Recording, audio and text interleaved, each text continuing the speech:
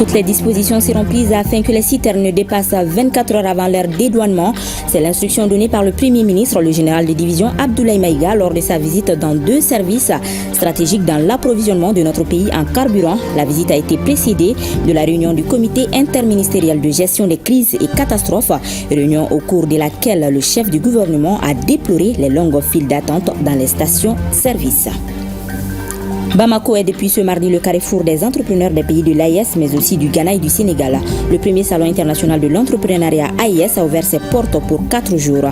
Les autorités entendent ainsi faire de l'entrepreneuriat la pierre angulaire de notre développement et de la jeunesse le fer de lance de cet entrepreneuriat. C'est parti à Ouagadougou pour la semaine du numérique. Elle a été officiellement lancée ce matin par le président du Faso, le capitaine Ibrahim Traoré. L'édition 2025 a pour thème l'intelligence artificielle au cœur de la transformation digitale. Les enjeux de ce rendez-vous annuel avec nos envoyés spéciales Khadija Toukouni et Julie Traoré. COP30 à Belém au Brésil. La voix du Mali est portée par la ministre de l'Environnement, de l'Assainissement et du Développement durable. Doumbia Mariam Tangara a dessiné l'état des lieux des effets des changements climatiques au Mali et a plaidé pour plus de financement au profit des projets de développement en lien avec les changements climatiques.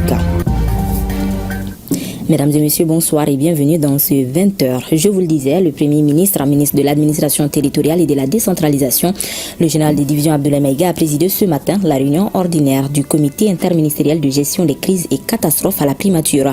La réunion a fait un large tour de l'approvisionnement du pays en carburant tout en déplorant les longues files d'attente dans les stations-service. La réunion a été suivie de la visite du Premier ministre, chef du gouvernement, dans 2 services stratégiques dans l'approvisionnement de notre pays en carburant. Le Bureau des pétroles de la Direction générale des douanes et l'Office malien des produits pétroliers OMAP. Dans ces 2 structures, le Premier ministre a transmis les félicitations du chef de l'État au personnel avant de l'inviter à trouver des voies et moyens pour que les citernes ne dépassent 24 heures avant leur dédouanement. Reportage Mamari Kone et Ali Outouri. Cette réunion ordinaire du comité interministériel de gestion des crises et catastrophes a fait le point des actions menées au cours de la semaine écoulée. De l'exposé du directeur du centre de coordination et de gestion des crises SECOGEC, il ressort que 339 camions citernes ont été réceptionnés lors des 2 derniers convois. Il faut noter aussi l'approvisionnement correct des marchés en denrées de première nécessité. Le Premier ministre a salué les membres du comité pour le travail accompli avant de déplorer la présence de longues files dans les stations-service malgré les efforts consentis. Le Premier ministre a invité les forces de sécurité à casser les réseaux parallèles de distribution du carburant. Aussitôt après la réunion, le Premier ministre s'est rendu dans 2 services stratégiques dans l'approvisionnement de notre pays en hydrocarbures. D'abord au bureau des pétroles de la Direction générale des douanes, chargé des dédouanements des citernes. Le chef du gouvernement est venu féliciter le personnel pour son engagement.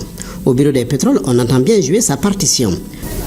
Votre présence en ces lieux, en ce moment crucial, est un signal fort d'écoute et d'engagement de l'État auprès des acteurs impliqués dans la gestion de cette crise afin de pouvoir trouver une solution idoine pour soulager la population.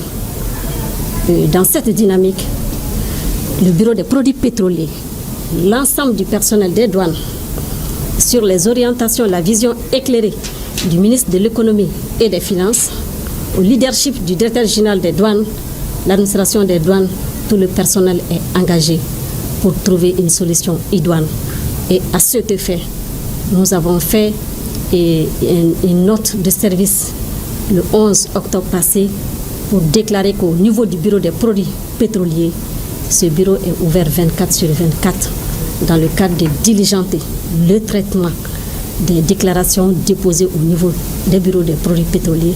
Dès que nous recevons donc les convois, de les traiter avec diligence et efficacité afin de pouvoir ravitailler le plus rapidement possible la population. Le chef du bureau a par ailleurs rappelé la contribution significative du bureau des pétroles aux recettes douanières. En 2025, sur une prévision de 235 milliards de francs CFA, le bureau est déjà à 237 milliards, soit un taux de 101,3%. Il s'agissait pour nous de transmettre aux responsables du bureau des produits pétroliers et de l'OMAP des chaleureuses félicitations de son Excellence le général d'armée, Assimi Goïta, président de la transition, chef de l'État. Il faudrait le dire, depuis le début de la crise chez les carburants, ces 2 services n'ont ménagé aucun effort pour s'acquitter des tâches qui leur ont été confiées. Il est également important de rappeler que depuis le 11 octobre, le bureau des produits pétroliers travaille 24 heures sur 24, 7 jours sur 7, afin justement de libérer les camions citernes qui à leur tour doivent ravitailler les différentes stations d'essence. Le Premier ministre est également rendu à l'Office malien des produits pétroliers au MAP pour le même exercice. Cette structure est chargée de la commercialisation des produits pétroliers et de la gestion du stock national de sécurité. Dans toute activité, effectivement, il y a des points de satisfaction, mais il y a également des attentes jusqu'à présent non comblées. Et parmi ces attentes, nous regrettons les files d'attente jusqu'à présent observées dans les stations d'essence. C'est le lieu de saluer encore une fois la résilience du peuple malien et qui subit de plein fouet cette crise des carburants qui nous a été malheureusement imposée par les groupes armés terroristes et leurs sponsors étatiques étrangers. Et ceci dit, grâce à l'engagement de nos vaillantes forces de défense et de sécurité, sous le leadership éclairé du chef suprême des armées, du chef de l'État, nous sortons petit à petit de la crise sécuritaire.